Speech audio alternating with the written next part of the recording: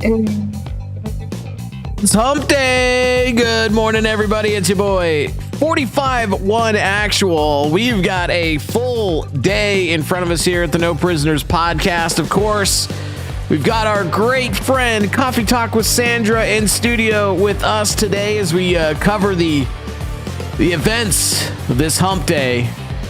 Then later on this afternoon, we're going to be joining Adel Nero, 412 Productions, for some deplorable discussions, guys. Lots of stuff going on today. Stay tuned right here. We'll see you guys in about 3 minutes. No Prisoners Podcast.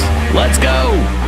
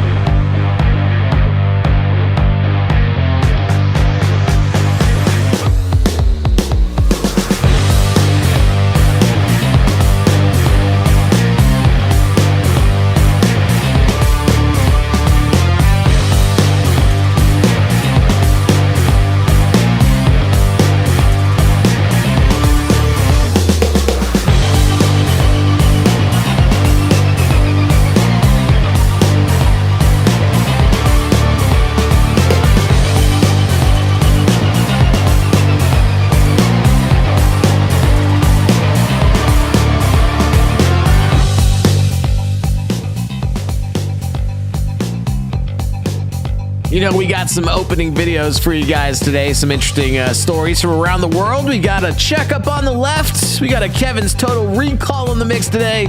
We're going to be getting into the drama around Doge continuing. Seems to be the left's new strategy. We talking a little bit about the border, talking about some of these executive orders coming down the line. Got more news out of California with the wildfires. Lots going on today, guys, including first cabinet meeting. We're going to be watching that live right here on the No Prisoners podcast. See you guys in 60 seconds. Get pumped.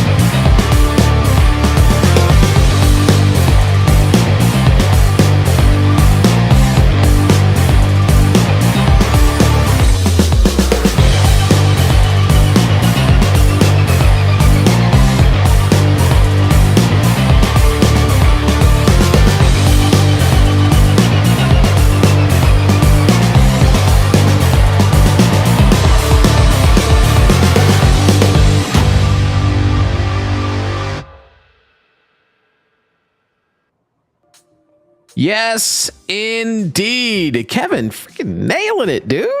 Look at that timing on the music. What? Good morning, everybody. It's your boy, 451 Actual. Welcome aboard to the No Prisoners podcast. We promise you we will not land this plane upside down at the end of the episode. We will land it with the wheels, all the wheels intact. Good to see everybody on this hump day. Again, I'm 451 Actual, the luckiest host around, because I get to hang out with these two wonderful people and all of you guys out in the chat as we cover what's going on in this crazy world right here together. Happy Wednesday to you. Hopefully you've had a blessed week so far. And let's go ahead and say good morning to these two wonderful folks joining me. First, our special guest, on Wednesdays. The beautiful Coffee Talk with Sandra. How are you this morning, darling? I'm good. Happy to be here. Stoked, actually. It's going to be a fantastic show. Yes, it is. Yeah, we're going to be checking in, just waiting on RSBN to go live here, which they literally just did. But we're waiting on this first cabinet meeting to start. Of course, the left not happy. Elon Musk is going to be in the room. So I'll keep an eye on this in the background as we're telling everybody good morning and going through our opening videos here. And we'll cut in and take a listen to that cabinet meeting as soon as we can, guys. So again, thank you so much for being here, Sandra. It is great to have you. Kevin, good morning, brother. Good morning. Pain is when weakness leaves the body. And this morning, I am sore. Yesterday, I hit my free weights hard, and I am feeling it today. Good for you. So, yeah. Good for you. And I'm surprised you could hold them with the first-degree burns on your hands. You know what? That's all part of the therapy and the process. If you guys missed yesterday's episode of Kevin's Chaotic Kitchen for our subscribers, you missed a good one. Number one, because you missed all of my my flubs in the graphics assets department, the post-production department, because I, for the first time ever, went against my instincts of editing everything from left to right, and I went back and made an edit at the end and forgot to adjust timings on everything else. And so it was kind of jacked up, but that's okay. It happens. But no, it was a great episode and very entertaining. The Hirono popcorn and what was it? The Coke beef and Hirono crunch. Is that what you called it? What did I call it? It was like Kevin's Chaotic cooked beef and Hula Hirono popcorn Maui Wowie or something like that. Yeah. Yes. But Kevin was pleased with my Hirono bit that I put in there, and that's what ended up messing up the timing on everything else. So it was worth it. It was worth it. It was worth it. A word of caution: don't handle your meat when you pull it out at 210 degrees, especially after you've been handling cayenne peppers with your bare, cayenne peppers and ginger with your bare hands, and then exposing yourself to some 200-degree hot meat through rubber gloves will have you shaken, let me tell you. Yeah, it sure will. It sure will. That's the first-degree burn reference right there. So good morning. Indeed. Wow. Indeed. Yeah. All right. Well, let's go ahead and say good morning to everybody in the chat. We've got the Gray Man in the house. Great to see you, sir. Good morning to you. Salty Motorhead. Good morning, brother. Thanks for being here. G-Man. Hello. Good morning to you. Thank you so much for being here. Maddie's mom, a new name in the chat. Good morning. Welcome to the No Prisoners podcast. It's a pleasure to have you. Hopefully you're doing well. Mikey Baseball. What's up, dude? Thank you so much for being here. Let's see. Nuclear Family of 4. Hello, darling, and good morning to you. Thank you so much for being here. Let's see. Who else we got? Yeah. Mr. Tizo. Hello. Lurk mode engaged. Awesome. Good to see you. Stephanie Spragg. Good morning to you. Much love. Back to you as well. Of course, Coffee Talk with Sandra in the house. Let's see. Water Wizard. Good morning. Thank you so much for being here. Man, love seeing the fam bright and early. Good to see you guys. Thank you so much for being here. All right. Poon Slayer, good morning to you. Persian Cucumber here bright and early. Good to see you as well. Thank you so much for checking in. All right. Well, let's go ahead and get into it. Yes, go ahead. Question for Sandra. Sandra? Yes. Would you like to talk about what you were doing yesterday? Oh, yeah. Yes. Yesterday we had our local, it was our mayoral. It was for our mayor to vote. At a total, we hit 100. We had 100 people in my precinct. Now there's 3 precincts in our spot. We had, and I did a play-by-play because I was disappointed. You know, there's so many, we have 52,000 people in our community, and we had 14% show up and vote. So, and it's I got to tell you what was very interesting. It was a really hot okay, I'm out of, and I'm wrong for this, so I'm just going to say that up front. I was not aware of the battle that was going on in the political world between the mayor and his competition. And what I personally love our mayor Lavero, because I didn't think of the other things, but he takes very good care of our community. And so I don't really look past that. I'm just going to be very honest with you. I'm in the big scope of the politics, and I know I'm wrong. So, and I feel bad even saying that, but there's this whole thing, right? So between him and his competition, every single person that showed up to vote got marked down. He knows who voted and who didn't. And every single precinct had a poll watcher that was actually watching and listing who showed up to vote. And I found that very interesting, because ultimately we're paying for them too, right? Uh-huh. Like, it's so, I don't know. It just seems so scandalous to have, every single precinct have a poll, like some all day. And we got calls that we are to say, if they ask again the person's name and stuff, we are to tell them. Right. Like who? Of course they don't tell how they vote, but once the tally comes up, he won by 63%. So, but it was very, now this was my 4th time I'm a election judge. Never have we had anyone sit there behind us the entire day. I'm talking and butt in on my conversation. I didn't like that because there are. I like that. Right. It just was awkward. You know what I'm saying? Yeah.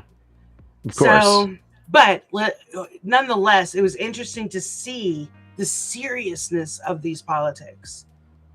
That they would have someone. People aren't playing around. Yeah, nobody's playing around anymore. No. Yeah. It's a lot of money. Well, it's a lot of money. Yeah, there's a lot of money. Lightspear, good morning to you. Good to see you. Duppy, good morning. Thank you so much for joining us. And Jen Kertu also hopping in. Thank you guys so much for checking in. All right, let me go ahead and get us started here. It's a pretty crazy skill, guys. I think this is pretty cool. Check this out. Ready? I'm ready. There's runaway. Running on empty. There's brass in pocket. That's shaken. There's 2 tickets paradise. The warrior. Baby, hold on to me. I don't know. What was that? Oh, he's so shy? Oh, that's fire. Wham, that's Wake Me Up. Oh, that's Billie Jean. Oh, that's Rock With You. Oh, that's PYT. My Toronto? Oh, damn. Oh, that's Genesis. Easy Lover? Oh, it's I liked this Material song. World? Material Girl. Yeah. Oh, that's Janet Jackson. Miss You, or When I Think of You. Yeah. That's Let It Whip. Oh, that's Black Cat. Pretty wild. Rock With You. Same artist. Janet Jackson? No. Michael Jackson. It's not Rock With You? No. Oh, well, people want to be starting something. Oh, that's Running at the Night, Lionel Richie. That's Blondie, Heart of Glass. Are you kidding me? It was even too. Oh my gosh. Okay, now throw a bunch of toothpicks at him and have him count them. Yeah. Right. 324 toothpicks. That's pretty crazy, man. That's a pretty crazy skill. Yeah. Like Impressive. a fraction of the song, like a fraction of the start of the song, and he already knows what it is. Man, even if it was a thing where like they had the playlist and he had to like memorize what they were, you know what I mean? And it was all like a skit. That's still pretty impressive, dude. You know what I mean? But Yeah. I actually think it was real. That's pretty wild. All right. Savantism. 451. May I ask, how old are you? I'm about to be 37. Okay, so you're a baby. I'm going to tell you. Oh, okay. And I say that in love, right? But like, I don't. Bruh. Those are all our songs we grew up on. We grew up like, so that's part of, I couldn't have done it. But I just want to say, like, yeah, that was really good. But those are all songs we grew up on.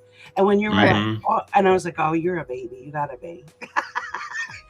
It was awesome. It was awesome. No, it's fine.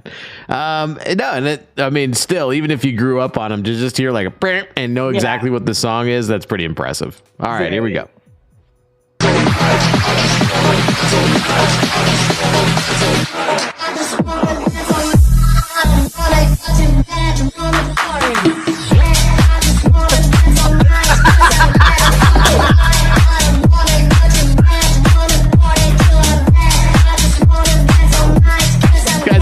Girlfriend into an accident. Just saying. That was good. You gotta be careful when you're playing those kind of beats, though, because without warning, some queen is gonna come with the flags and just start whipping them around and stuff, and then you're gonna get the glow sticks. You have to be careful with that stuff. It attracts. It's very attractive. All right. So Kevin is, every once in a while, guys, he comes and lets us know about a dream that he's had. Kevin, what was the last dream you had? You misgendered somebody in front of Trump and he slapped you across the face a couple times. Yeah, I referred to Richard Levine as she, and before I even got the she out of my mouth, President Trump was right there, slapped me across my face. Yes. Wow. Yeah, well, yes, that happened. There's a saying, all dreams have meaning, Kevin. So there's dreams like this. I feel like this is what happens in your brain at about 3 a.m. Okay. What's up, chica? Hey, sweetie. I love my today.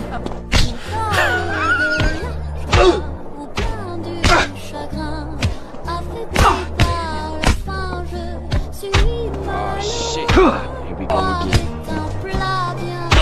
Tenías razón. ¿A quién engaño? Somos lo que somos. Somos ratas.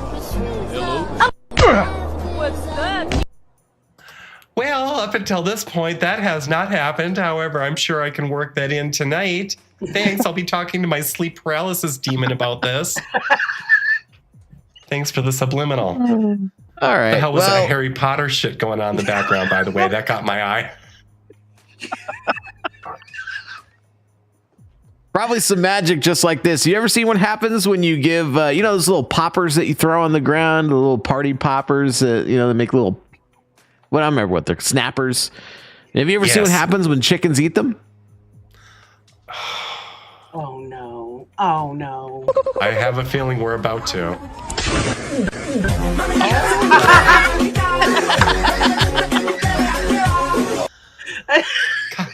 Caliente. Oh man, so good. All right, let's get into some news stories here. Good morning, everybody. Good to see you. Got some interesting news from around the world here as we make our way to the 10 o'clock hour. Let me go and see if we've got anything going on here. Oh, we do. Let's see this. Well, no, I think this is a replay from yesterday. We'll get into some of the stuff that was discussed yesterday, but waiting on the cabinet meeting, guys. So while we're waiting on that, we'll get into some interesting news stories here. Here's a rare video capturing a super pod of 2,000 dolphins breaching and playing off the coast of California. Among the pod were northern right whale dolphins, one of two dolphin species without dorsal fins. A California boat captain has captured rare video of a super pod of more than 2,000 dolphins breaching off the coast of Monterey Bay, including the more elusive northern right whale dolphin. Northern right whale dolphins are often spotted farther away from shore in deeper waters, but Evan Brodsky, a captain and videographer with a private boat tour company, Monterey Bay Whale Watch, encountered the mammals last week about 11 miles from the harbor. The dolphins are one of two dolphin species without a dorsal fin. They are all smooth, said Brodsky, and joked, when they jump, they look like flying eyebrows. Brodsky was out around noon Friday with 2 other crew members conducting research when they spotted a dozen dolphins. They followed the pod until they estimated there were more than 2,000 of them, including light gray baby calves and several hundred Pacific white-sided dolphins. We were so excited it was hard to hold in our emotions. We had the biggest grins from ear to ear, he said, adding that one of his co-workers may have shed a tear at the sight. Northern right whale dolphins live in pods of 100 to 200, according to the nonprofit Whale and Dolphin Conservation. They are gregarious and highly social and often mixed with other dolphin species, including Risso's dolphins, a superpod of which Brodsky captured on drone video last month. Adults are about 10 feet long and weigh over 200 pounds. People come from around the world to see northern right whale dolphins in the bay's deep underwater canyons, said Colleen Talty, a marine biologist with Monterey Bay Whale Watch. Monterey is about 120 miles south of San Francisco. She said the dolphins could be clustering to fend off predators, feed on the same food, or socialize. We don't always see baby dolphins, she said, so that's pretty nice. So there you go, guys. There's a picture, I guess. Pretty cool. It is cool. All right. Yeah. All right. Well, some good news for us Christians out here. The U.S. Christian population has declined for years. A new survey shows that drop is now leveling off. A number of Americans who identify as Christian has declined steadily for years, but that drop shows signs of slowing. The Religious Landscape Study found that 62% of U.S. adults call themselves Christians, while a significant dip from 2007 when 78% of Americans identified as Christian. Pew found the Christian share of the population has remained relatively stable since 2019. The rapid rise of the religiously unaffiliated, the so-called nuns, that's funny, have also reached at least a temporary plateau, according to Pew. Approximately 29% of U.S. adults identify as religiously unaffiliated, including those who are atheist, 5%, agnostic, 6%, or nothing in particular, 19%. It's striking to have observed this recent period of stability in American religion after that long period of decline, said Pew's Gregory Smith, one of the study's co-authors. One thing we can't know for sure is whether these short-term signs of stabilization will prove to be lasting change in the country's religious trajectory. By some measures, the U.S. remains overwhelmingly spiritual. Many Americans have a supernatural outlook, with 83% believing in God or a universal spirit, and 86% believing that people have a soul or a spirit. About 7 in 10 Americans believe in heaven, hell, or both. Young adults are less religious than their elders. Despite this widespread spirituality, there are harbingers of future religious decline. Most notably, Pew found a huge age gap, with 46% of the youngest American adults identifying as Christian compared to 80% of the oldest adults. The youngest adults are also 3 times more likely than the oldest group to be religiously unaffiliated. These kinds of generational differences are a big part of what's driven the long-term declines in American religion, Smith said. As older cohorts of highly religious older people have passed away, they have been replaced by new cohorts of young adults who are less religious than their parents and grandparents. Michelle Margolis, a University of Pennsylvania political scientist not affiliated with the survey, has studied how religious involvement changes over a lifetime.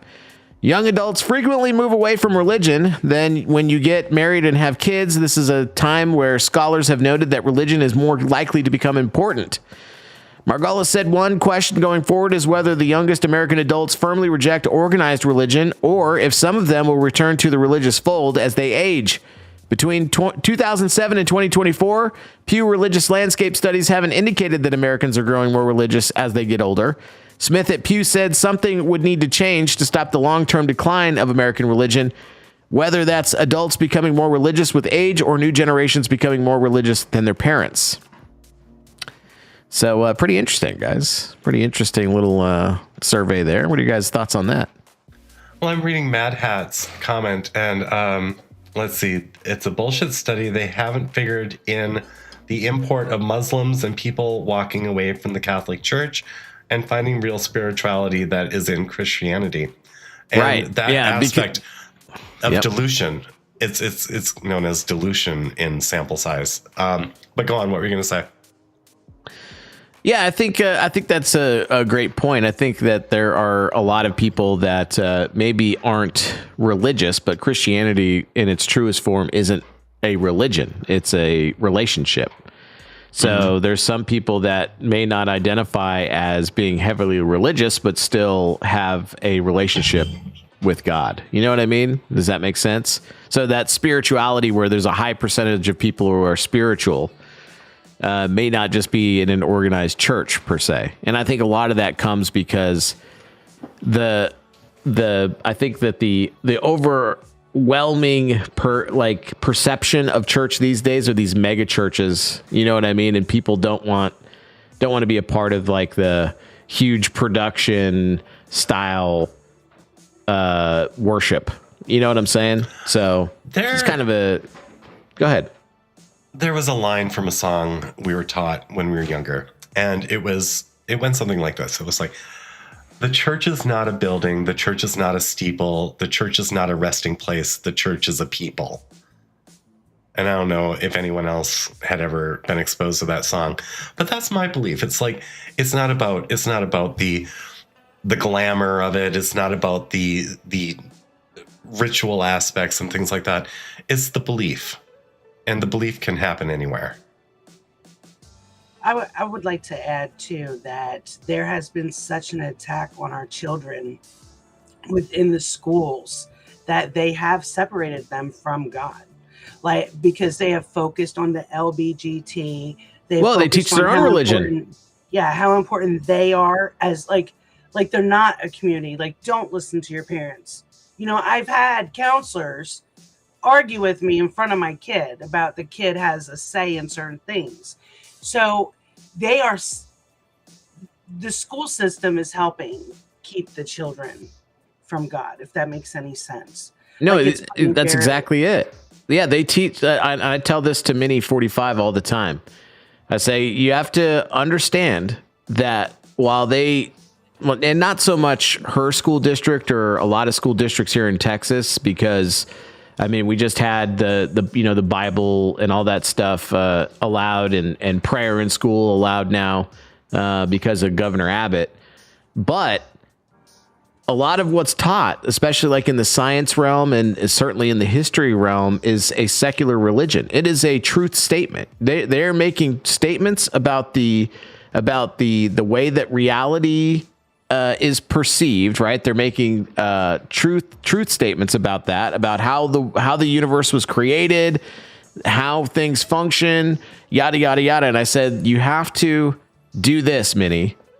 I need you to take in, do whatever work it is you need to do. But then when you know that it's something that you've read in the Bible that doesn't line up with what you just learned, come back and let's talk about it. Let's talk about it. Let's open the book up and we'll talk about whatever questions you have. And she's done that multiple times. She's come home and said, hey, they said this crazy thing, but I know that it's this. And then we sit there and we do a little mini Bible study about it. So that's where, the parents' responsibility really kind of ramps up into it. Like, you are the final educator. Like, you are responsible for pushing back against the religion that they're teaching in public school. And it's not, I wouldn't say like every teacher is out there trying to harm the kids with what they're teaching. They have a curriculum, but some of them are trying to push kids away from that type of lifestyle. But again, it just falls on us to be involved and just be a part of it, be a part of the conversation. Yes. And keep their eyes on God. And like I've said before, every day before I drop Minnie off to school, we pray. And I just remind her, like, you are a light in the world. And you just keep on doing what you feel God is leading you to do. And, she's had discussions where she's like, I'll take out my Bible in school and I'll start reading it. And there's, these kids around me that like roll their eyes and, kind of like whisper under their breath and stuff. And I said, but what'll happen? I said, eventually, and it might not happen, but here's where God has an opportunity to open a door for you, Minnie. I said, you may be doing that, and if you just stay positive and you continue to be a light in the world, maybe one day you're going to open it up and somebody's going to ask you why you like the Bible so much. Like, why is it that you're always reading the Bible and not some other book? That's your opportunity to tell somebody that doesn't know about Jesus why he's so important to you. And then you offer to pray for that person. Like, is there anything that I can pray for you about? Is there anything you're going through? And then if you can reference something, I said, this is why it's important to be in the Word and actually pay attention to what you're reading. Because if they tell you that they're struggling with a certain thing, you can be like, here it is right here. She calls it God's manual. She said, this is God's manual. So like, if you know that it's a manual and you know that it's there to help people with certain things in life, then you need to learn the certain things in the manual that can help all your friends out when they start asking you questions. And so she feels a little bit more confident in getting the book out and reading it right there in class. So pretty cool, man. Dad, thank you. I mean, honestly, I have chills. That is the most wonderful thing ever, because what's also going to happen is those kids that discount it or maybe not really paying attention, they're going to have that point to go back on. She is giving them a visual. Yep. Beautiful. Yeah. Beautiful. Yeah. She's doing really good. Well, I think I might know, guys, why in reality the numbers are starting to turn back up, maybe flatten out, maybe turn back up. We're getting some more Christians. Well, it's because God has actually confirmed that heaven will have a Buc-ee's.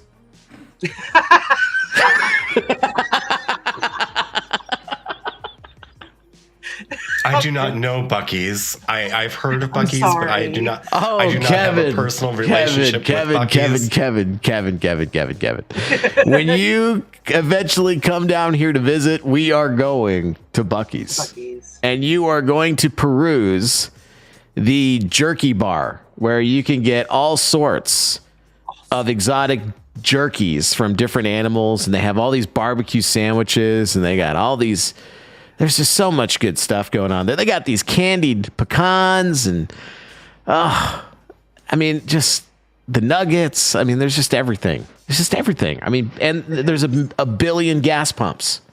So anyway, New Jerusalem, reports coming down from on high confirm heaven will feature a fully stocked Buc-ee's convenience store and gas station. Saints will be able to fill up on delicious beaver nuggets and brisket sandwiches before evacuating their heavenly bowels in the world-famous restrooms. Really? A spokes angel explained, he who has an ear, let him hear. He who has an ear, let him hear. And just as a father will not give his son a stone if asked for bread, none shall be refused a visit to Buc-ee's if their spirit yearns for it. So obviously there's a Buc-ee's in heaven, for this is wisdom. He continued, but the cowardly, unbelieving, abominable, murderers, sexually immoral, sorcerers, idolaters, and all liars shall have no part in Buc-ee's. Too bad for those guys. According to sources, Buc-ee's CEO Arch Alpin III was deeply moved that the host of heaven had accepted their bid for a new Buc-ee's location. When the saints die and come before the throne to meet the Father for judgment, they also have a Buc-ee beaver waiting to receive them in his loving arms, he said. At publishing time, Hell confirms that they will have plenty of Circle K locations.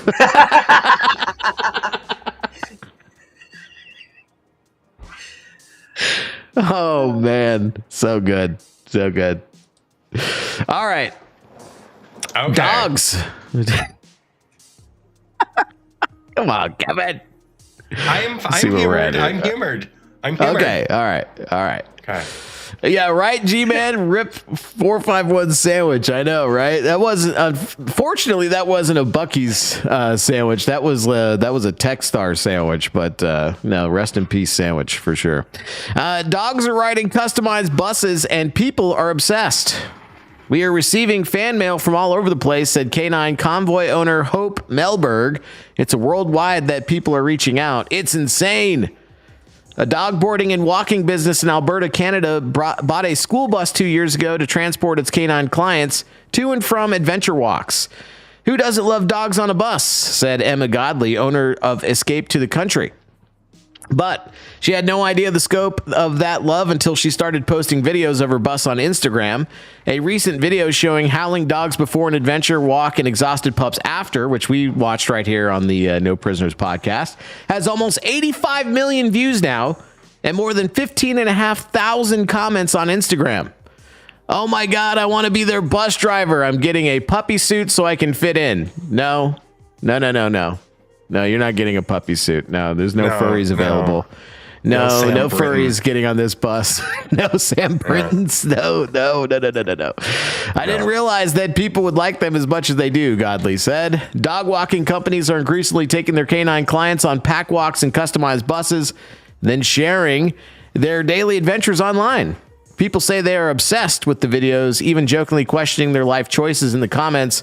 I don't think I've ever wanted a job so bad in my life, wrote one person. Today I learned that I can watch dogs getting on a bus for hours. Someone else commented on a TikTok posted by Mo Mountain Mutts, a dog walking training business in Skagway, Alaska.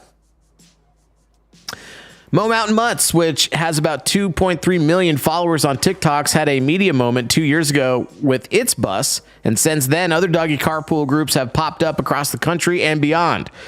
People say the videos are a salve. They also find it hilarious to see dogs sitting in designated seats, facing front like humans. If I pulled up next to this bus at a red light, I think I'd die laughing, someone commented on a viral dog bus video. Wait, do they have assigned seats, or do they get to pick their own each day? There we go. I'm obsessed, someone wrote on a video. The answer, a little of both. Nice. Godly, who was inspired by Mo Mountain Mutts to get her own dog bus, has been especially stunned by the details viewers pick up on the viral clips, with some people keeping an eye out for certain dogs. Everybody loves Earl, Godly said, of the senior Jack Russell Terrier, who is famous for wearing goggles as his eyes are sensitive to light. He's a fan favorite. Katie Michaluk, social media manager for Escape to the Country, said she might, in fact, have the best job ever, as people tell her all the time. Let's see. In Encanto, Wisconsin, Canine Convoy runs a similar operation using a white school bus with black paw prints to transport about 22 dogs on a daily pack walk. I've seen other dog buses, so I was like, I'll give it a shot. But anyway, there you go, guys. We got dog buses out here. What are your guys' thoughts on this? I watch. Do you watch? Yes, I do. I enjoy it. It's just, God's creatures are just fantastic. Yes, they are. Yes, they are. Loop to Loop, donating 112 gold pills. Thank you so much for that. Greatly appreciated. We will make America great again. Yeah, we will. And then Misinformation gifting a cookie. Thank you so much for that.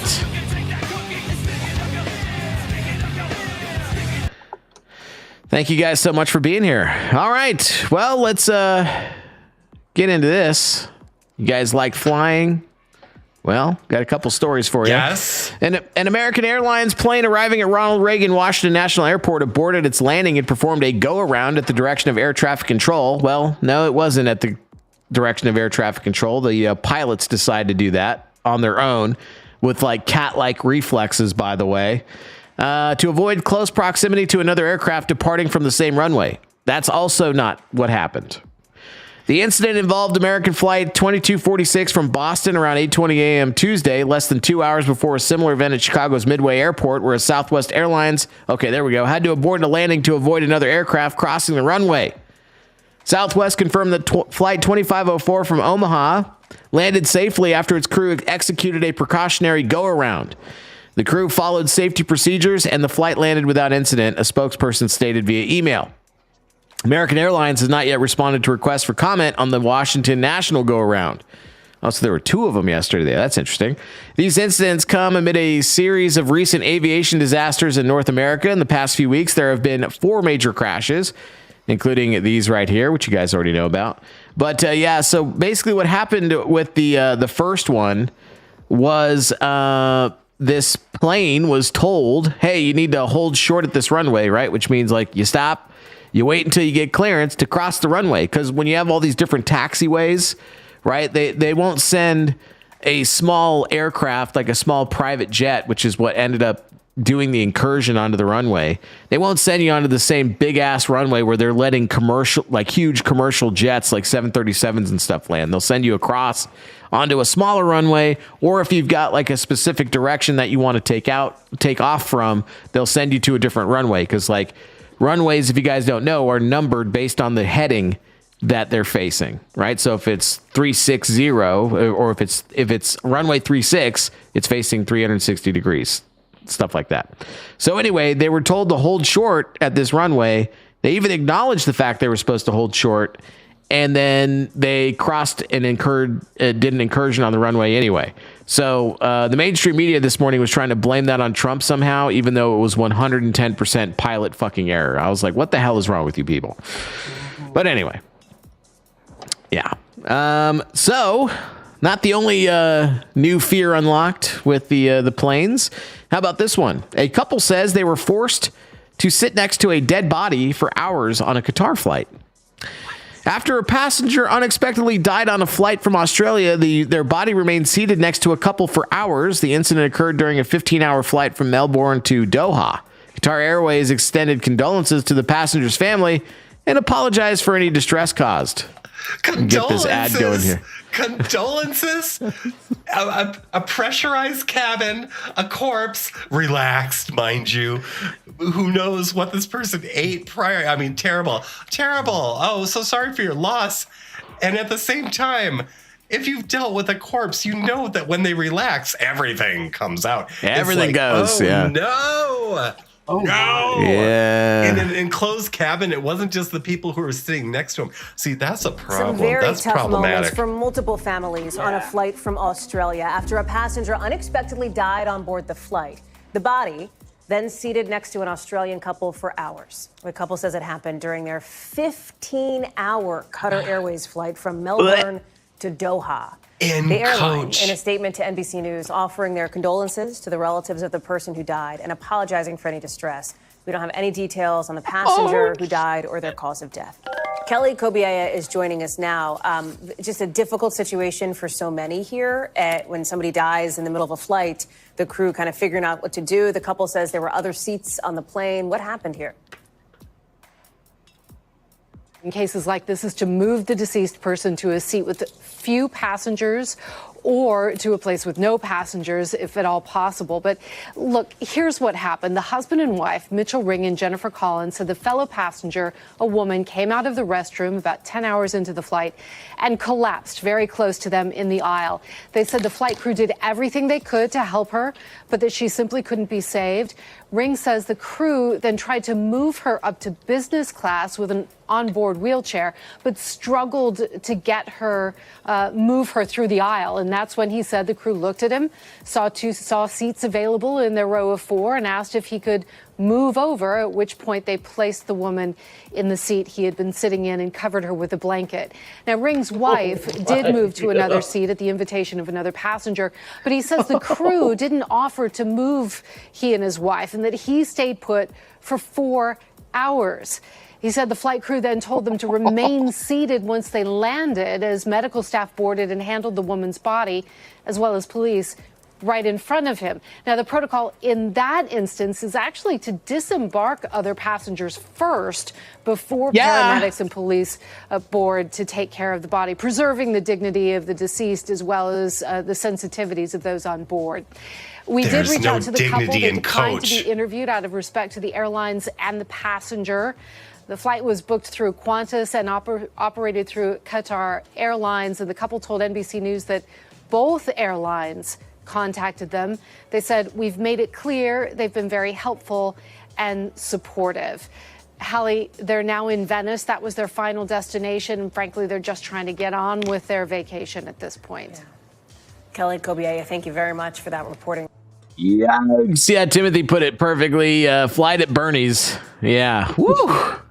Goodness gracious, man. I feel for them. Old Salty Dog coming in with a ship. Good morning, brother. Thank you so much for that. Hopefully no dead aliens on board this one. Right? Oh, man. Yikes. What a way. What a way That's to fly, a new fear huh? unlocked. That is yeah, exactly. That's what I said. New fear unlocked. and it's not about, I don't mind if I'm sitting next to a corpse. I don't want to be the corpse because I don't want to be remembered by anyone that way. Because that's... You ruined my vacation to Venice. Oh, no. Like, Venice is any great place to go right about now anyway. Right? Well, you know how you could get yourself some frequent flyer miles? Some bucks to buy some airline tickets? Well, yes. Egg costs are so high, guys, that a New Hampshire farm will rent out their chickens New business unlocked, guys. Yeah. I was sitting there thinking this morning, I was like, I could rent some chickens. I got so many people interested in my eggs at this point. I could rent some chickens. Yes. Just got to design like a to-go coop. Yes. Right? Like a real easy to-go coop. Feeder, waterer hung up in there, little run that they could like install in their yard. You know what I'm saying? Like put this on a dead patch in your grass.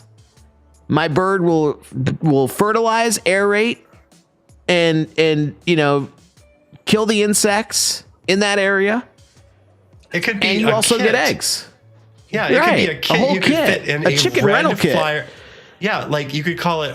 Let's see, chicken to go, Centex chicken to go, and then it would be like one of those red flyer. Is it a red flyer wagon? One of those, and it has like the whole kit collapsed underneath the chicken with the cage, and then all you do is you just expand this interconnected mesh thing, and you'd have your coop like right there in a wagon. Right. What would the name be? Chicken a wagon? Chicken a wagon. Yeah. Chicken a biscuit. I'm thinking, chicken. man. Yeah, porta chicken. There you go. Porta chicken. Rent-a-clucker says loop to loop. That's what I'm talking about. Yeah. Thank you. Yes. See? Look at these Loop to loops on it. See, these guys, damn come on. government people. Invest today. Saying, and these damn government people saying, "Oh, I was fired. Oh, there's no options for me." It's like, bitch, please. It's like we're sitting here right now on a Wednesday morning coming up with business ideas. And it's like, what? Like, miss me with this. There are no business opportunities out there and everything like that. We're making them right now. Gifting a cookie. Thank you so much for that. Oh, man. Again, if you guys are on the other platforms, please make sure you head over to pilled.net. Here in about 20 minutes, we're going to be going Pilled exclusive as we get into all the happenings today. Let me check and see if we're in a cabinet meeting yet. Nope, not yet. All right, let's read this here. Egg costs are high, so a New Hampshire farm will rent out chickens. They're really easy. With the average price of eggs hovering around $5 a dozen, a family buys a carton every week for 6 months. It would cost around the same for a basic rental setup from the Templeton Family Organics Farm. Egg prices continue at record highs, and families are scrambling to find more affordable options. Some are turning to local farms as an alternative. Well, that's good. At Templeton Family Organics Farm in Goffstown, New Hampshire, a carton of eggs is poached as quickly as it's laid. We've been here 10 years, said Christine Templeton, co-owner of the farm. We started off with just 30 chickens, and now we're up to 600. We have eggs every day. I wash what we get. We put them together, and they're usually gone by the end of the day. Sometimes we don't even have any for ourselves. We have people that are driving up from south of Boston and buying eggs because they know that they're organic. The rising cost of eggs is bringing new and old customers to the decade-old farm. We've definitely gotten a lot of feedback regarding the prices and the scarcity in supermarkets, Templeton said. People used to come and buy 1 or 2 dozen, and now they're coming in and buying 8 or 10 dozen at a time. We've had a good amount of stock and can be wiped out pretty quickly, which is very different from what we're used to. Now the Templetons are getting ready to serve not only their own customers, but families who want to get eggs right in their backyards. The thing about chickens is they're really easy. They're just very, very low labor, said Brian Templeton, a farm hand. Starting in April, families can pay a one-time fee to rent a portable chicken coop for 6 months through their Rent-A-Chicken program. Come on, man. Come on. The idea? People don't have to be a full-time farmer to enjoy farm fresh eggs. A lot of the families are... May I just say something? Belushi, I understand where you're coming from with the 6 months to realize savings, and I agree. And considering that, if I remember correctly, we both have like financial background acumen, let's make a business plan. Right? Right. A lot of families are contemplating maybe getting chickens on their own. I'll raise the chickens, guys. There we go. I'll raise the chickens. I'll incubate them for you. There you go. A lot of the families are contemplating maybe getting chickens on their own, buying their own coop. So they do this as a way to see if it's a good fit. See, and that's it too. It incentivizes people to learn about the process. Be like, hey, you know what? I could probably get 4 to 6 backyard birds. They lay an egg every 28 hours. You know what I mean? Get a half a dozen every couple days. maybe a dozen every couple days, depending on how many chickens you get. I mean, that's pretty good. And you realize the savings way earlier than that. Franchise it now. Right. It needs to be a national thing, and we need to own the rights to it. We need grab it up, intellectual. Kevin. I'm busy right now. Put together an LLC. Let's go. Ugh. When you are you 100%? No, you're not. When you rent 2 birds, you basically get a dozen eggs a week. When you rent 4 birds, you get 2 dozen eggs a week. They pretty much take care of themselves as long as they have food and water. With the average price of eggs hovering around $5 a dozen, a family buys a carton every week for 6 months. It would cost the same for a basic rental setup. The farm also participates in the Hatch a Chicken program. Hatch the chicken. I try to get people to think about the philosophy as opposed to the money side of it, because when the price of eggs goes back down, they'll just go back to the supermarket, Brian said. I'd like to convince them that it's important to buy from local farmers. And it's not that I'm not 100%. I would serve a function of logistics. Yes, Belushi has already bought rentachick.com. So that part is done. I was having a moment of exhalation, and you attacked me aggressively. Privilege. Excuse me. On your privilege as well. It's awesome. Go ahead. And on my privilege, I am 100. I would have to figure out, at which part, because I see the Belushi's already doing it. You're doing it. Obviously, Sandra's on board, and a number of other people who could possibly become shareholders in the audience of this. Should we launch this? I think it's a great idea, especially right now and I'm just going to be such a bitch. Because can we 3D print the coops? You know? Can we 3D print? I would say that we do not have to. We could.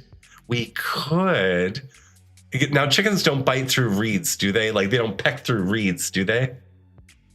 No. I mean, you could do cheap plastic chicken wire.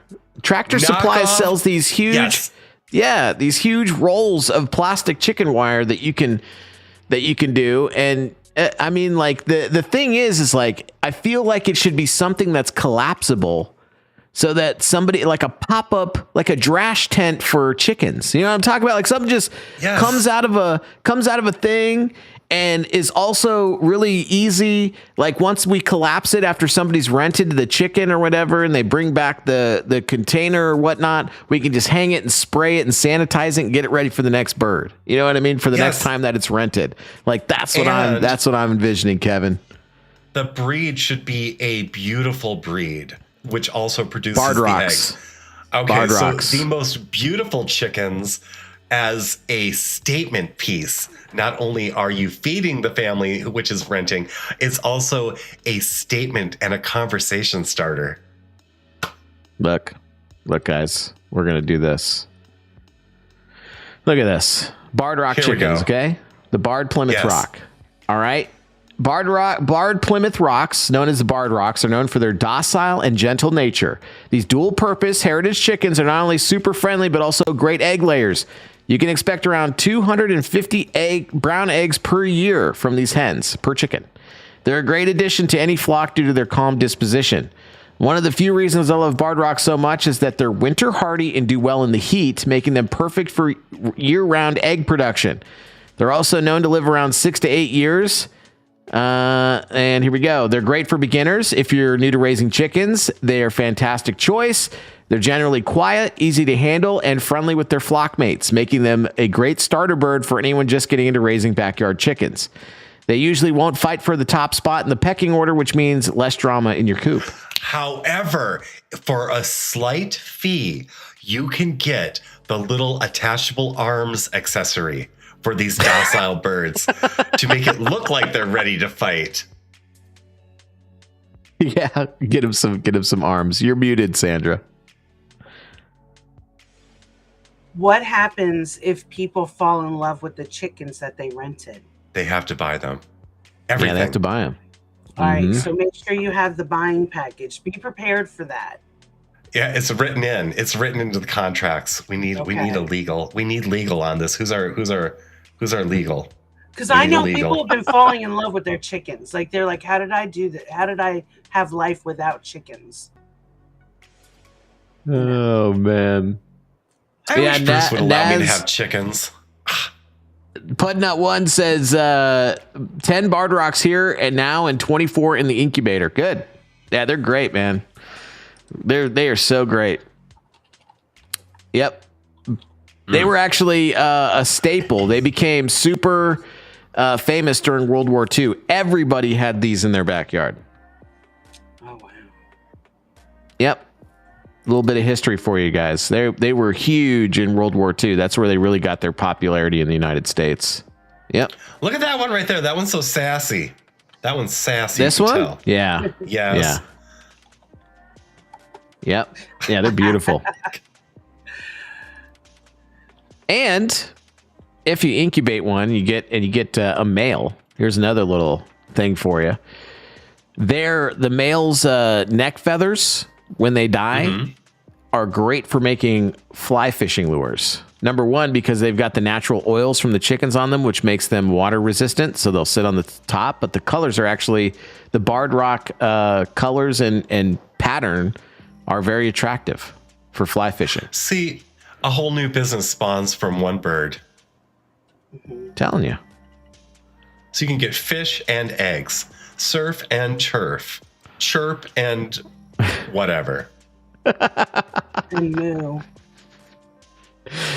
Yeah, I mean, so here's what you do. You got to just make the coop, the little portable coop, movable so that you can move it around the yard, give them fresh grass and, an area to aerate every day so they don't fertilize an area and kill the grass with too much nitrogen. But you just move it, keeps them clean, right? You have a little run, right? So you just have like a little box with like a slide door that they can walk up into at night, and all you have to do is go out there and just close that hatch, keep them nice and safe inside of there where they're nesting, little perch inside of there where they can sit, and then you have to have a contraption, right? They have these. We could figure out the design, I'm sure, really easy, where it's a roll-away laying system. So as soon as they lay the egg, it rolls away and down into a little compartment, nice and safe away from the poopies, so they don't poop all over the eggs, and it keeps them nice and clean. And then you just go into the back, you open the little laying hatch, pull the eggs out, and then all you're really responsible for is putting straw in there once a week, filling up their water, putting the food in, and you can give them vegetable scraps. I mean, you can give chickens all sorts of stuff. And so I'm telling you, man, this is actually pretty smart. This is pretty smart. And they're just doing it in New Hampshire. So I'm just saying, guys, we got opportunities. We can do this everywhere. Yeah. Interesting. Okay. All right. Wednesday morning thoughts. Yes. Okay. We'll talk more. We should probably get Belushi. In on a studio chat here in the near future. That'd probably be a good idea. And then I'm serious, man. It out. Listen, that's right. You have franchise a reach all around the country. Yep. Franchise that bad boy out. I know. Okay. Rent-a-cock. That's right, Water Wizard.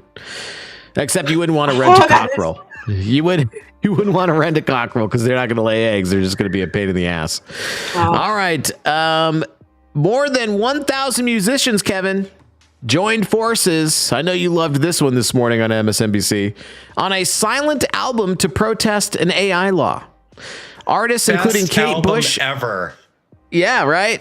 Kate Bush and Cat Stevens made an album of white noise in empty studios protesting a UK proposal to give AI firms access to copyrighted music.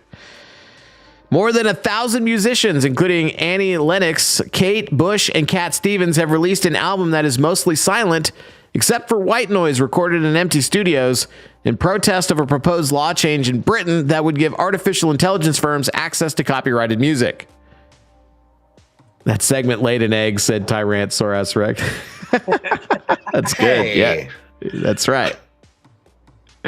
The album Is This What We Want was released Tuesday as UK lawmakers consider whether to allow tech companies to use copyrighted works to train their AI models unless artists opt out. British songwriter Yusuf Islam, who changed his name from Cat Stevens, said the proposed changes to copyright law would hand the life's work of the country's musicians to AI companies for free. There is nothing intrinsically wrong with technology if it is used properly for the benefit of all human beings, and not if it becomes just a commercial means to immorally enrich certain small groups or individuals. Oh, please, like the music industry? Let me tell you, artists, something. We're all artists, okay, in our own ways. Are we all going to get paid? Either all of us get paid or none of us get paid when it comes to this. Are you using AI for anything? Probably. Are your lyrics currently probably being generated AI? More than likely. Yeah, exactly. It's like, bitch, please. It's like, miss me with your emo shit. It's like, yeah, art is changing. And unless the servers are just absolutely hit with an EMP or something like that, that's just the way the new world's going to be. Do I like it? Absolutely not. And do I know people who are artistic who can do it without AI? I absolutely do.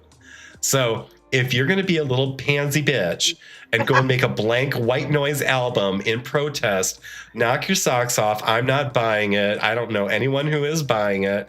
So go and cry in your little soft padded multi-million-dollar home with an ultra high heating bill, because you are the carbon footprint that you try to say that we need to defeat, but you are the enemy when it comes to this argument. So if that's the hill you want to die on, I will give you gasoline to light it on fire.